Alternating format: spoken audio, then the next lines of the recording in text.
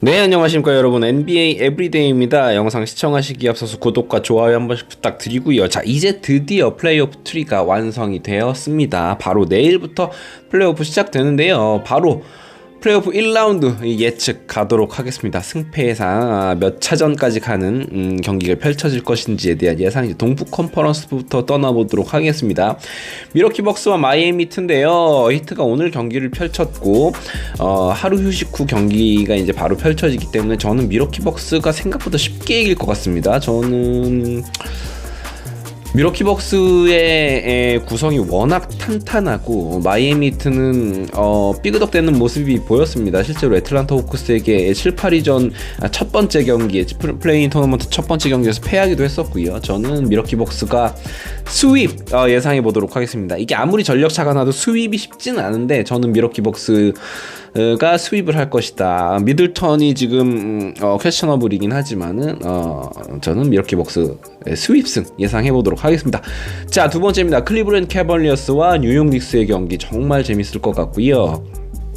실제로 양 팀의 전력차가 그렇게 크다고 보지는 않는데, 문제는 줄리어스 랜들이 지금 퀘스천어블이에요. 1차전에 사실은 이제 만약에 플레이오프가 아니었으면은 나오지 못할 정도였을 것이다라고 저는 생각을 합니다. 반면에 클리브랜드 캐벌리어스는 막판까지 이제 선수들을 잘 관리를 시켜주면서 체력적으로 좀 세이브가 되어 있는 모습이다라고 저는 생각을 하고요.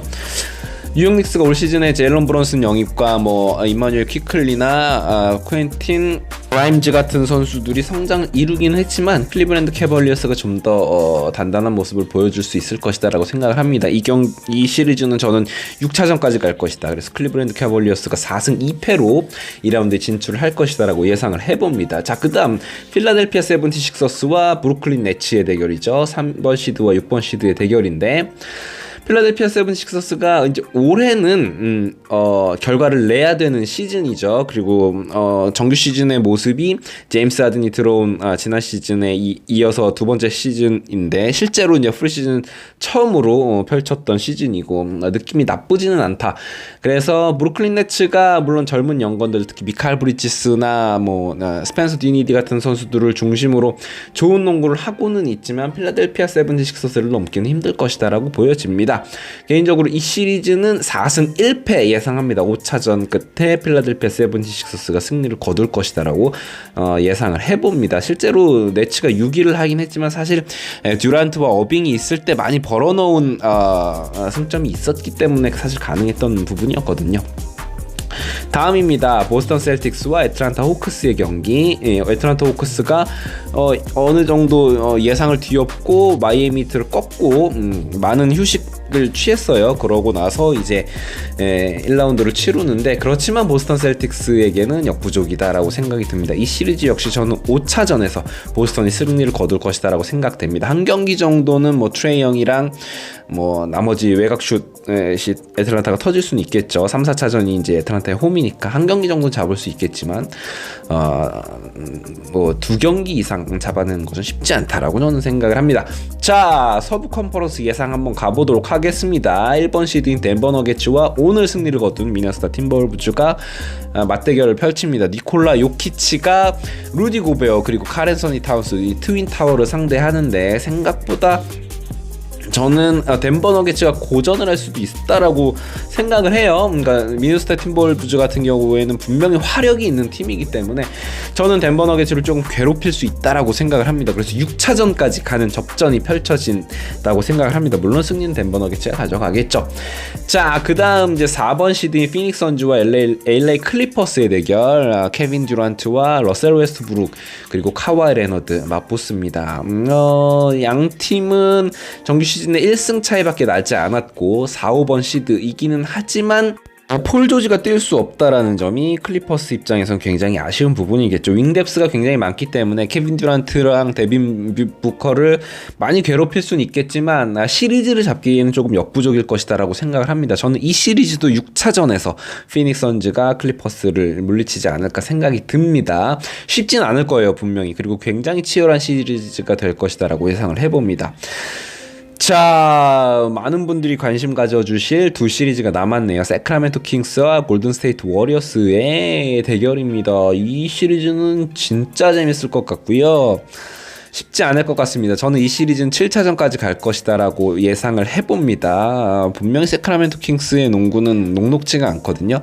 그리고 뭐 올 시즌 한정으로는 골든스테이트 워리어스 못지않은 외곽슛 퍼포먼스를 보여줬고 디에런 팍스라는 클러치 플레이어도 있고 경기 내내 상대팀을 농락할 수 있는 도마타스 사보니스라는 슈퍼 컨트롤 타워가 존재하는 팀이기 때문에 아무리 디펜딩 챔피언인 골든스테이트 워리어스라고 하더라도 쉽진 않다라고 생각을 합니다. 하지만 저는 7차전에서 워리어스가 원정길에서 세크라멘토 원정길에서 승리를 따낼 것이라고 생각합니다. 정말 피 튀기는 혈전 끝에 워리어스의 승리를 한번 예상을 해보도록 하겠습니다. 자, 마지막 매치업이죠. 멤피스 그리즐리스와 LA 레이커스가 미네소타를 꺾고 7위를 안착을 하고 조금은 이제 휴식을 취할 수가 있었어요. 비록 그 경기가 연장까지 가긴 했지만 많은 레이커스 팬분들에게 죄송하지만 저는 이 시리즈는 멤피스 그리즐리스가 승리를 할 것이다라고 예상을 합니다.